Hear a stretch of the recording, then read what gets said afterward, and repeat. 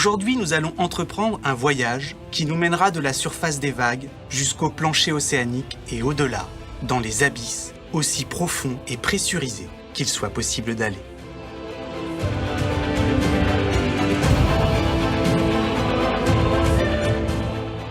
Déjà, pour partir explorer les grands fonds, on rentre toujours par le plafond, la surface, une porte d'entrée qui recouvre les 2/3 de notre planète. Et c'est là, quelque part dans le Pacifique, un océan qui à lui seul est plus vaste que l'ensemble des continents de notre planète réunis, que nous allons commencer notre plongée. Et voilà que, à peine notre descente dans la colonne d'eau entamée, les températures commencent à chuter drastiquement et la luminosité a fortement décliné. À 100 mètres de profondeur, même dans les eaux les plus transparentes, sous le feu des projecteurs d'un soleil à son zénith, la visibilité n'est déjà plus que de 5% de sa valeur en surface. Ici, la lumière diffuse péniblement et tout y est comme imbibé d'une douce pénombre où ne règne déjà pratiquement plus qu'un unique et grand bleu. Et nous voilà arrivés à 200 mètres de profondeur, laissant derrière nous la zone photique qui ne représente en volume que 2% de toute l'eau des océans, mais abrite 90% de la vie marine qui nous est connue. Nous pénétrons maintenant dans la zone crépusculaire, le début de l'océan profond. L'intensité lumineuse résiduelle est descendue sous les 1% de sa valeur en surface, et la quantité d'énergie solaire à parvenir jusqu'ici n'est dès lors plus suffisante pour permettre aux plantes de réaliser la photosynthèse. Désormais, l'ensemble du règne végétal est au-dessus de nous.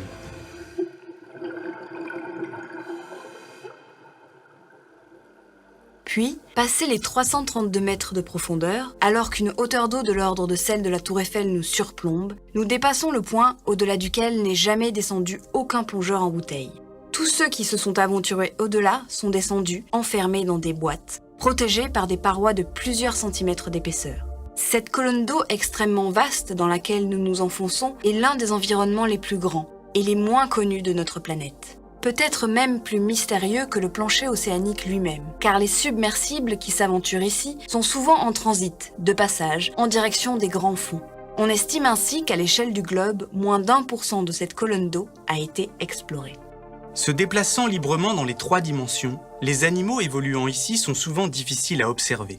Mais avec un peu de chance, dans cet environnement de plus en plus sombre, pauvre en nourriture et soumis à une pression croissante, on peut croiser de la vie qui a su s'adapter à ces conditions si particulières. Clairsemée et très variée, elle comprend du zooplancton, des crustacés, des méduses, des calamars, des siphonophores, des poissons abyssaux et occasionnellement des requins, des espadons ou des mammifères marins de passage. On y trouve aussi de nombreux animaux gélatineux qui semblent être tout droit sortis de délurés romans de science-fiction. Sans échelle pour se figurer la taille de ce que l'on observe, notre esprit, souvent encore imbibé de l'imaginaire des mythes et des légendes des abysses, a tendance à se représenter ces créatures rôdant dans les profondeurs comme gigantesques. Sauf que la plupart ne dépassent pas les quelques centimètres de long.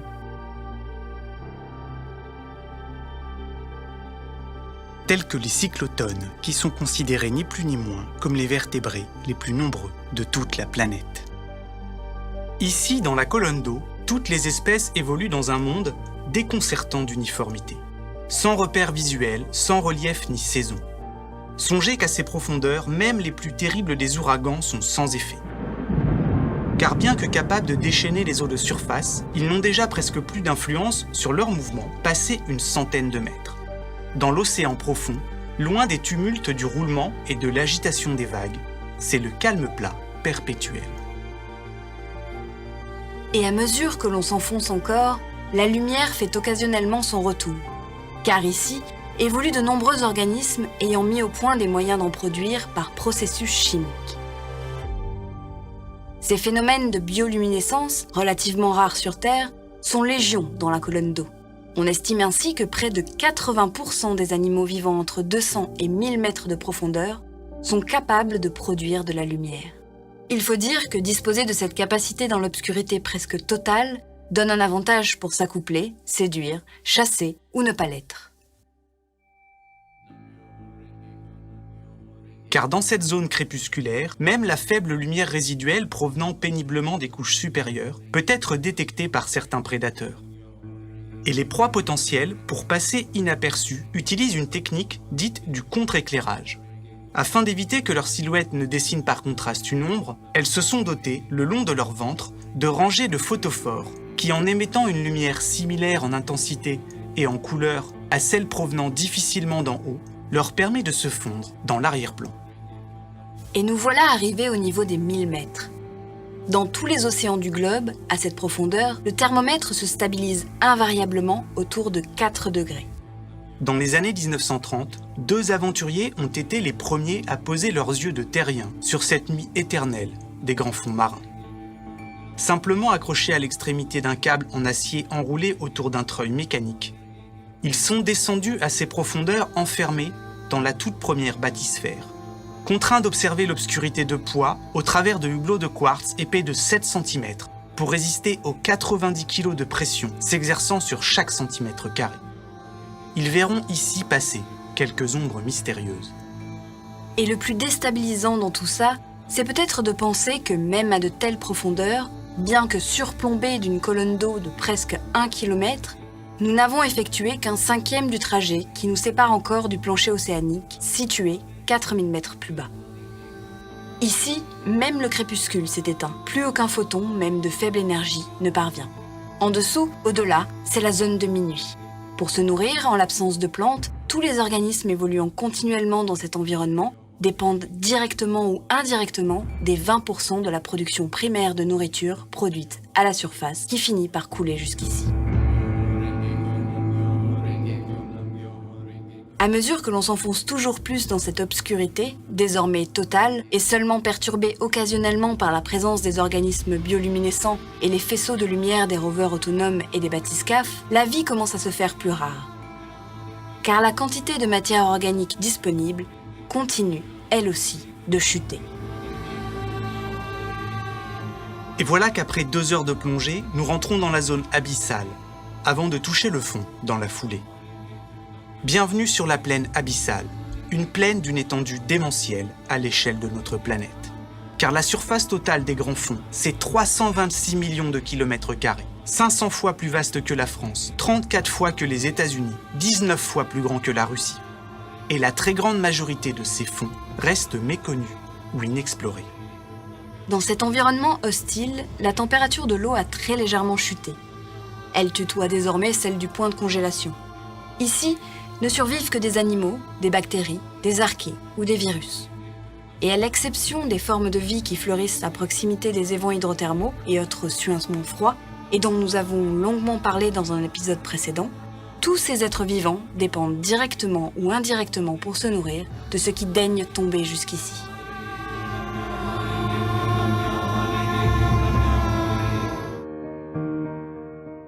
Autour de vous, le paysage est lunaire. On y trouve ça et là quelques rochers, et le sol luit sous le feu des projecteurs, comme si l'endroit était saupoudré de neige. Et dans un sens, il l'est. Car sur ce plancher océanique finit par atterrir, par couler, après des semaines de voyage depuis les couches supérieures de l'océan, de 1 à 5% des matières organiques primaires produites dans la colonne d'eau. Bref, il neige sous les mers. Une neige marine constituée de débris microscopiques, de minuscules particules organiques, provenant de morceaux de cadavres en décomposition, de résidus de plancton en suspension et de petits bouts de squelettes microscopiques. Tous ces débris qui tombent lentement en tourbillonnant finissent par se déposer sur le fond, où, avec le temps, ils forment une sorte de boue, une fine couverture poudreuse que ni le vent ni la pluie ne peuvent disperser, et qui s'accumulent et tapissent le plancher océanique au rythme de 2 à 3 cm d'épaisseur tous les 2000 ans en moyenne. Dit autrement, vous venez d'atterrir dans le plus grand cimetière de toute la planète. Sans l'existence de ces fins flocons de matière organique, cet environnement hostile ne serait qu'un immense désert alimentaire. Mais grâce à elle, on y trouve une macrofaune extrêmement clairsemée où concombres de mer y côtoient donzelles et grenadiers.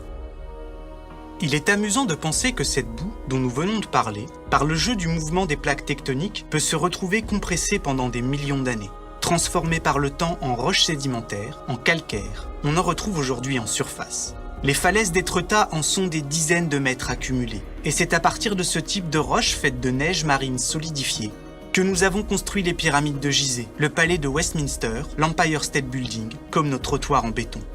Toutes ces structures en contiennent et vous en avez probablement mis dans votre bouche aujourd'hui, car dans nos dentifrices se trouve une base de carbonate de calcium, un composé crayeux se formant à partir des squelettes microscopiques accumulés dans les boues du plancher océanique. Quant au silicium, à partir duquel nous construisons nos puces informatiques, il provient lui aussi en grande partie de coquilles de silice microscopiques, fossilisées et remontées à la surface par des millions d'années d'activité tectonique. Au fond de l'océan, à cette pluie de cadavres microscopiques vient s'ajouter occasionnellement celle de mastodontes.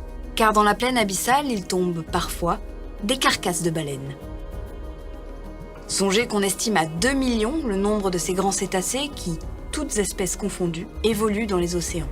Ainsi, chaque année, environ 70 000 baleines meurent de vieillesse ou de maladie, et dans la grande majorité des cas, leur cadavre va couler vers le plancher océanique. Dès lors, se forme autour du mort une éphémère oasis de vie, venant rompre l'apparente monotonie des grands fonds pendant plusieurs décennies. Au moment où vous m'écoutez, gisent au fond des océans quelques 700 000 carcasses de baleines en décomposition. Réparties sur l'ensemble des plaines abyssales de notre planète, cela fait en moyenne une carcasse de grands cétacés tous les 25 km. Chacune d'entre elles constituant, pour les 400 espèces animales différentes pouvant être observées en train de s'en délecter, d'immenses réserves de nutriments, des cadeaux tombés d'en haut. D'un point de vue nutritif, chacune de ces dépouilles, c'est sur une zone d'1 hectare, l'équivalent de 2000 ans de neige en apport de matière organique. Pour les animaux qui évoluent ici, ces carcasses sont à la fois des aubaines, des moments de répit et aussi l'occasion de recharger les batteries. Car, à vivre dans les grands fonds, il faut savoir faire des réserves. Chez les poissons des profondeurs, savoir stocker de l'énergie est un enjeu majeur.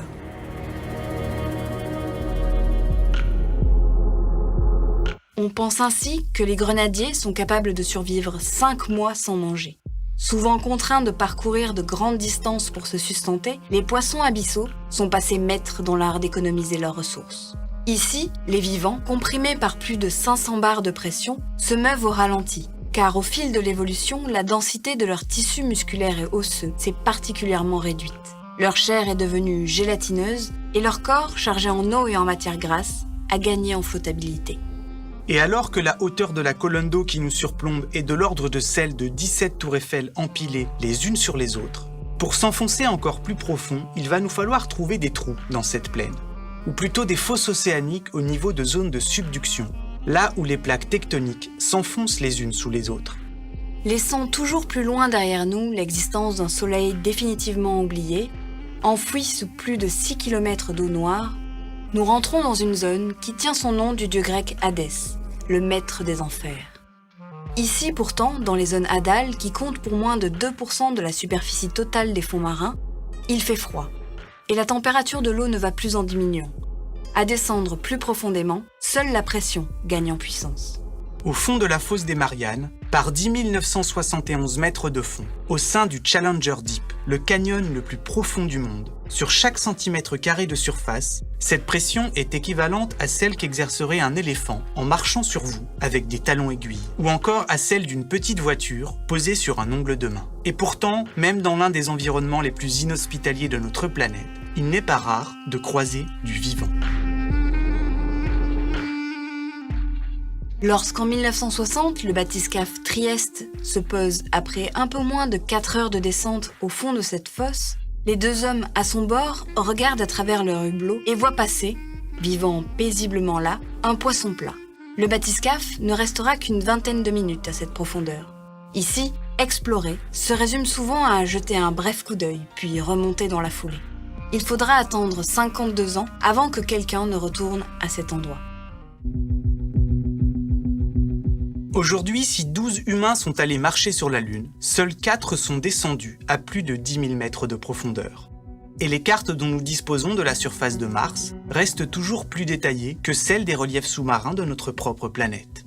Encore aujourd'hui, certaines zones du globe, telles que le sud de l'Atlantique, les monts sous-marins du Pacifique ou encore les océans austral et arctique, restent en grande partie inexplorés. Ainsi, lors de chaque campagne d'études scientifiques de l'océan profond qui y sont menées, il n'est pas rare de remonter, à chaque plongée, plus de 50% d'espèces non identifiées. Dans le monde, les submersibles, ces sortes de vaisseaux spatiaux dirigés vers le bas et pouvant atteindre les profondeurs de la plaine abyssale, sont au nombre d'une petite dizaine. Et malgré leur perfectionnement, l'étude de la vie des grands fonds reste très compliquée. D'autant que, souvent, la lumière éblouissante émise par les projecteurs provoque la fuite immédiate de la faune abyssale. Et son prélèvement relève parfois de l'exploit. Songez que cette espèce de cténophore, très répandue dans la colonne d'eau, a pu être observée de très nombreuses fois, mais n'a jusqu'à présent jamais été collectée. Frustration de savoir qu'à l'échelle du globe, seuls 10% des fonds marins en dessous de 200 mètres de profondeur ont été explorés en détail. Mais aussi joie à l'idée que les 90% restants, qui n'ont qu'à peine été effleurés, regorgent, tapis au fond des océans, de merveilles à découvrir.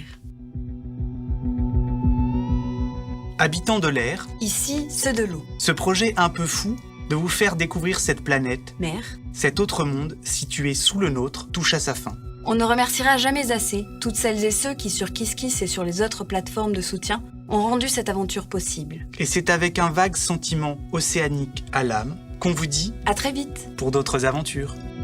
Glou glou.